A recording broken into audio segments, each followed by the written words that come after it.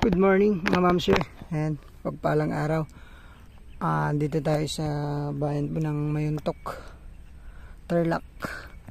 So titignan natin to, napakagandang farm. May sukat po na 5.1 hectares. Nakabakod po yung property along Barangay Road mga ma'am sir. Tapos power line, internet. Tanong ko mamaya kung may nawasa dito. Ito napakaganda sa mga naghanap po ng maluluwang na farmhouse. May bahay, alaga ng manok, baboy, may mga mangga, fish pond, tapos kunting palayan. Tara po, pasukin natin to mga mams eh. Ang ganda nito. Sa 243 ang may mangga nito mga mams eh. Ito po yung daanan papunta sa likod. Mamaya tignan natin, baka magkotse na lang tayo papunta doon. Mga boundary, nakabakod sila. Tapos yung mga mangga na mumunga na lahat. Mga bata pa po. Mga 5 to 10 years. Dito pa yung fish pan na malalaki. Dalawa. Ito yung fish pan niya. Tapos yun yung rice land. Papakita natin mamaya kung sa drone natin kung gaano kaganda tong property na to. Maganda rin yung spacing po ng mangga, tas maliliit pa sila. Pag ganun pa yung property, siship natin sa ating area view mga mams eh. Isa, ito yung sabi ni kuya, dalawa yung fish pan. Tapos kagandahan mga mams yung bahay. Ang ganda po. Ano na lang to, lilinisan, yung mga bahay po ng baboy, manok aayusin na lang. So tuloy-tuloy na yung business. Pwedeng mag-alaga ng mga hayop dito, baka, kambing. Hanggang doon po yung property natin. So diretso. Tara tignan natin tong bahay. Maganda naman tong bahay. May mga nakikita akong mahogany. Ito po yung bahay natin. 3 kwarto. Iwan ko kung dun po yung part ng mga mangga, padiretso yan. Mga mangga na 200 plus. Walang nawasa dito ma'am? Deep well sila. Ito yung bahay. Ang ganda pa. Yung design parang American style din.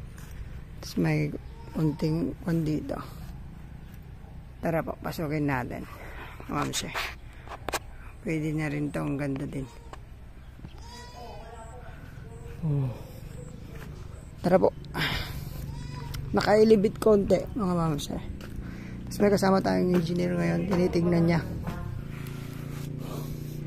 Okay pa ang bubida ano. Bubida maganda. Dito lang ang pera. Pero gumagana pa kay aircon nila. Magandang pagka-design ng bahay. Kasama natin si Engineer Randy. Pwede tayo magpapadesign tayo sa kanya. Pwede siyang mag-drawing, kompleto. So naka-aircon ng kusina, salas. Dalawa. So yung gamit ba may iwan, ma'am? Kasama sa bintanang gamit po? Yes. Kasama lang po, sir. Oh, baka akin na to. Ang laki, oh. Dalayin mo na. Dalayin mo yun. Akin lang pa itong ladder man niya. Sabi ko sa kaibigan ko. Huwag naman, kasama na. Ito. May entrance po dito. May washing po. Kasama daw po lahat ng gamit. Paglabas dito, kita yung tanawin. Ang ganda. Ano po. Ang ganda naman ito. Ganda sa. Tapos gumagana po kaya lahat yan, ma? Wala dyan, lahat ba gumagana sila? Ang tubig nila, meron pa? Ay, meron na. Pwede lang nila talaga yung downside dito konti. Isa lang ang CR niya. Pag 3 bedrooms yan, dapat ito isa. 3. Wala. Pero magaling naman itong dyan. Kukunin na daw isa dito. Sir, kukunin mo na ito? Walang ilaw dito, no? Ma'am, 1 kwarto to. Pero napundi yung ilaw. Pundi siguro. Pero yung mga gamit may double deck, may cabinet. Hindi pwedeng mag-ilaw ito magsabay. Ayun, naka-aircon din.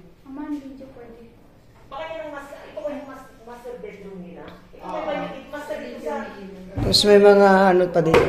Ay, may gawa nito dito si Sir, no? Ito. Ito pa natin. Ito, pag ayaw nyo po itong mga to, bigyan nyo na lang sa Ay, amin. ano ito? Kila ano to? Nara, Sir, ito ang master nila. master bedroom. Naka-aircon din sa kabila eh. Kompleto siya. Oh, Nara yan. Kompleto. oh ganda. Puro inverter. Ang kapal ng goods yun, no? Tutulog ka na lang. Ay na! Ang kapal. Pa-Airbnb. Ito po, ang kanilang CR. Dalawang CR. May CR. May CR dito sa loob. Kung isa lang walang ilaw. Ang ganda. Ang ganda po. Bakit pala, Sir? Oo nga. Talagang di naman tinipid tong bahay nila. Ito po yung pangatlo. Naka-aircon pa din. Mayroon ng kama, kutsyon. Ito naka-built-in din mga ganito nila. Actually, konting ayos lang to mga ma'am sir. Itong bahay. Okay na. Tapos ito, common CR nila dito sa loob. So ngayon, yung caretaker na lang po ang nandito. Pero pwedeng makausap yung kapatid. Pero yan, i-request natin na makausap yung seller, yung sakali. Pumayag yung kapatid. Wala talaga. Pero kompleto yan. Okay, ang ganda.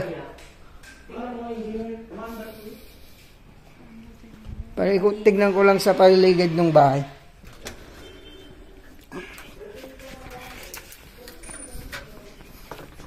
Ayun po, pagbaba nyo na, pagbungad yung maga, ganyan makikita natin. Daming kambing.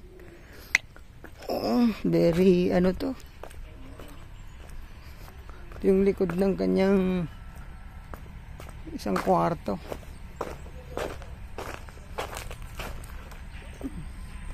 Kunting ayos na lang ho. Pero actually pwede na pong siyang tirhan. May tubig, kuryente naman siya. So bungad yung ganyang bahay, bungad. Air 1, 2, 3, 5. 5 aircon. So tara po sa may ano, sa may mga kulungan ng baka ay ng manok nila. Let's go mga ma'am sir, samahan niyo ako. Ganda, pwedeng maggulay dito, gulay.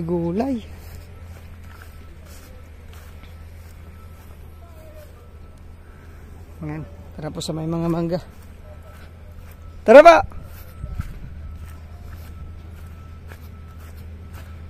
Lakad tayo.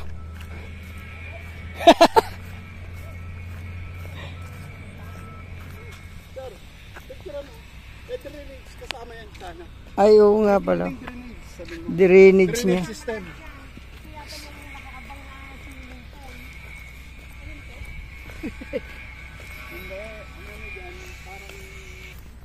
Ayan po, dito sa mga mangga. Pasukin natin yung kulungan ng ano dati, ng kanilang mga manok. Kung anong kwantong building na to.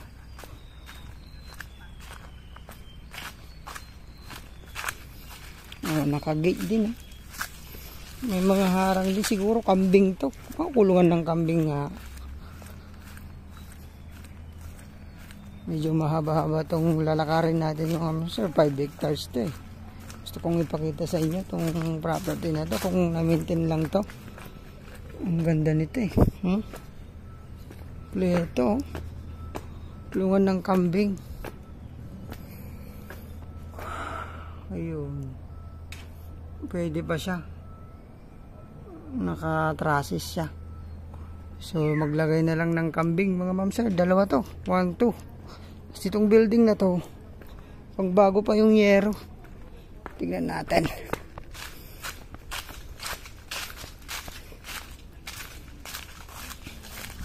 Kulungan ng kambing, engineer. Ito dalawa oh. Kunting ano lang, ayos lang. Kambingan. O, kulungan ng kambing po. Ay, ito kaya?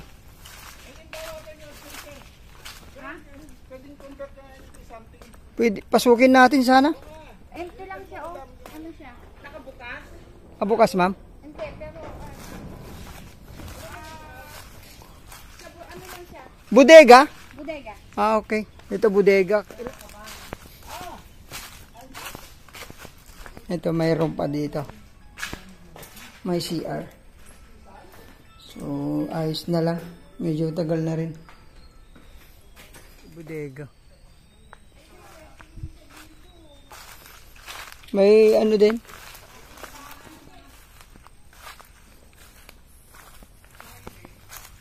Yung mga mangga nila.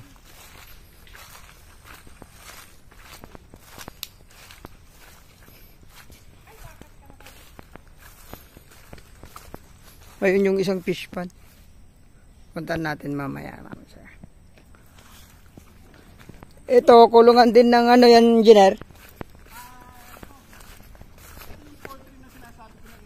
Paitlugan.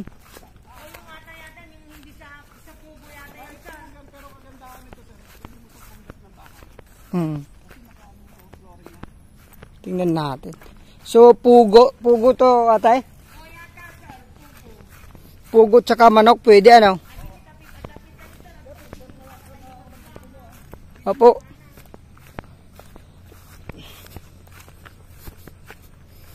Mga building talaga siya.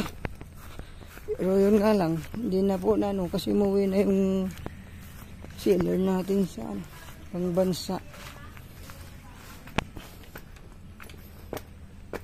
Okay, ginawa din nilang ano to, kambing, kilungan ng kambing. Pwede pa oh, ibay pa oh, mga kanila maluwang. Ayusin na lang po oh. Ayun yung pulungan ng mga manok, paitlugan. Tapos dito nakikita ko mga tayo ng kambing. Tapos dito naman may mga kulong-kulungan na ano eh. Ang ganda nitong farm na to. Ay, kidding pin. Ayan, tara po. Tingnan natin yung iba.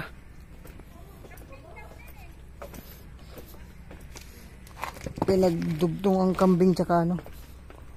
So, yung ulo, pwede pa yung mga yero.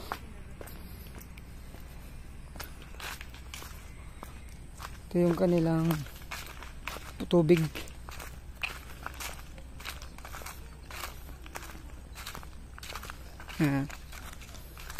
May sarili ng water supply. Kompleto, may mga kulungan pa na ayusin lang po.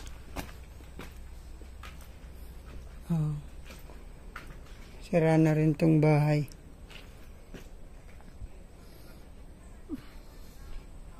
So, ayusin na lang din. Ayan, gumagana po, tumutunog yung makina natin. Automatic pagka napuno, tumitigil. Ito naman po yung imbakan ng pagkain ng baka. Tara pa banda ron. Ulo sir. Leto kasi yung itong mga ano lang ang problema, itong mga dingding pe. Structure pa lang to. Structure. May narin 10 ml dito gagas. Tibay ano. Pag ginawa mo. Kasi puro bakal. Ito pa lang 10 ml. Tapos may mga mangga pa. Ano yung kasama pa kayo yung building na yun, kuya? Hindi na po yan. Kabilang ano na yan. Ito sir, sa baba. Ang kasama. Hindi. Trick na yun sa bababa yan. Yan, nakita natin yung trick eh. Ito, sa baba. So ito naman, dragon fruit, pero napabayaan na. Dragon fruit. Ano, meron pa. Buhay pa yung mga dragon fruit yun. Ano lang, iayos talaga. Pero kung susumahin mo yung mga ginamit, talagang pulido din. Ayan. Gantahan na lang natin. Ganda oh. 100,000 per month. Kung ako sa mag-develop ko, dito yung ano ko. Resort sa baba. Ano yun, baboy siguro?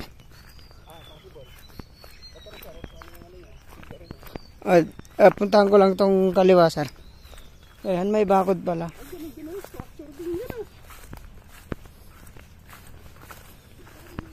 Eh, paano malilinisan ni kuya? Nag-iisa siya dito, ano? Oo. Ito yung ano, kwan ng pugo. Pugo dati. Pero matibay pa po tong mga structure na, ma'am sir. Opo. Ayan oh. Ganda pa oh. Maayos yan. Maayos. Hindi kang basta-basta masisira yun. Kulungan. Alat na tubig dito. Kulungan ng baboy. Pan pa oh. Oo nga eh. Ang ganda siguro to nung linis-linis pa no sir. Malinis yun. Dumadaan kami dito na. Malaking pera nito. Mayaman yung may-ari ano. Tarap sa Manager ka ba naman ng ano? Logistics sa Canada eh.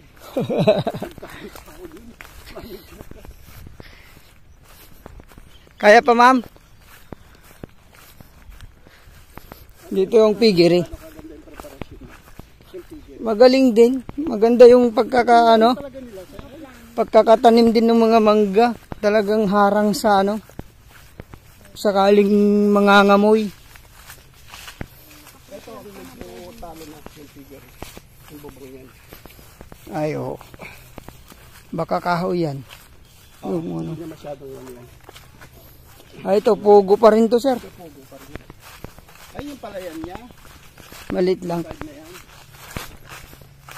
Ito pugo pa rin pero ang structure na maganda.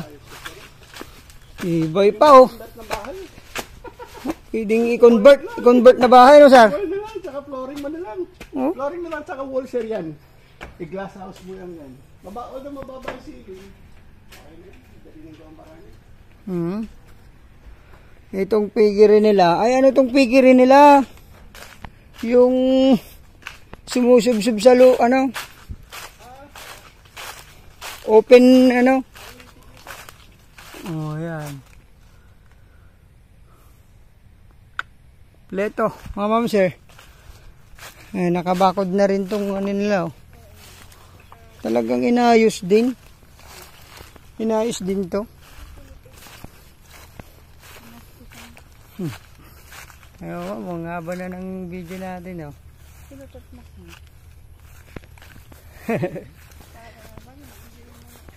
Oh, mas okay ito ma'am, papakita natin lahat. Ito, may kalamansi na rin dito. Tapos 200 plus na mangga, ano? 243. Diyan ma'am, oo, atis. May tanim na atis. Pwede pa tayong magdagdag ng fruit bearing trees dito. Kalamansi ma'am po. Andito na tayo, iniikot natin. Linis lang po talaga to.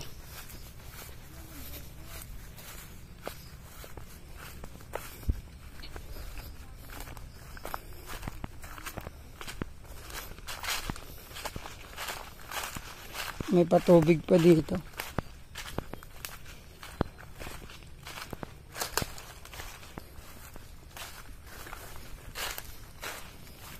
Ito naman yung fish pan nila.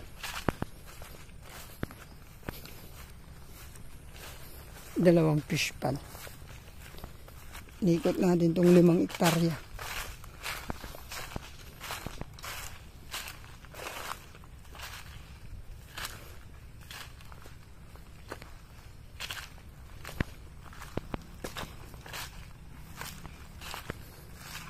Ito.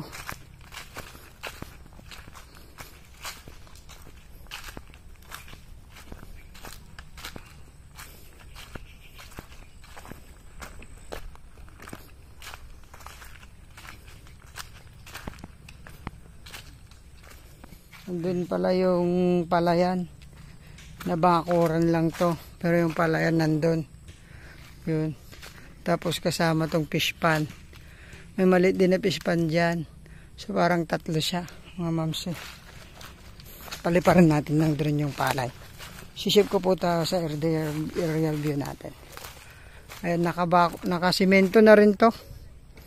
Fish pan. Tapos yung palay, yun pala yung palayan. Ayan.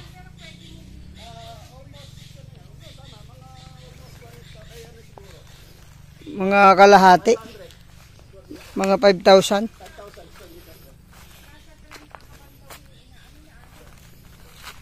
May maliit pa dito na fish pa, no? So 3. Pwede sa hito yan, hindi makakakyat ang hito.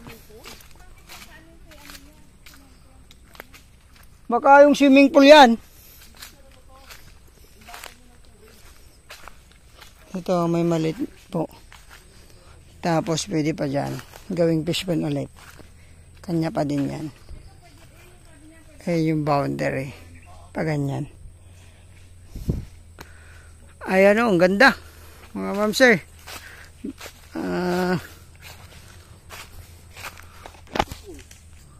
So ito po yung pinaka mango farm niya. Hanggang doon. Andun na yung bahay mga ma'am sir. So try natin pasukin yung bodega para makita yung structure. Makikita nyo kung makakwenta nyo. Kasama natin si engineer ngayon. Inaano niya yung mga nagastos, mga structure niya. So solid naman daw. So tara po, tingnan natin yung bodega. Ito po yung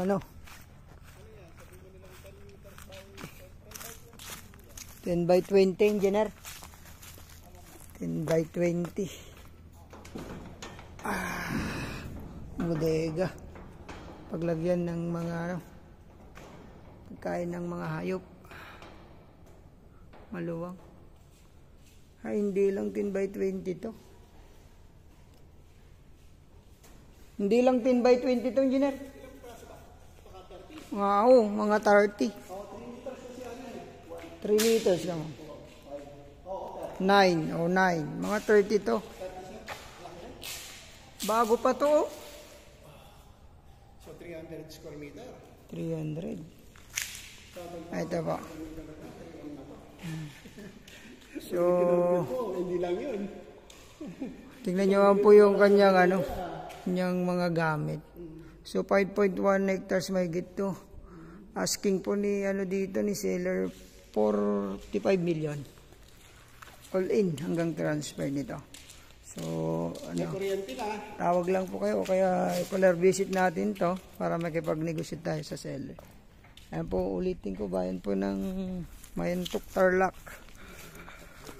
5.1 hectares. Titled property, electronics to mga ma'am sir. So, bagong-bago pa yung title. Ayan. So, complete package tong property. May mga fruit bearing trees. May bahay, may tubig, may kuryente, may internet, may alagaan ng hayop. So, tawag lang po mga ma'am sir. Thank you po. God bless po sa ating lahat.